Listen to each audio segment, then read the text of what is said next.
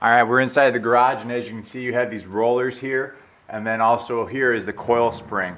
My guess is this is probably the thing making all the noise, but real easily, we're gonna do, everyone's familiar with the old WD-40.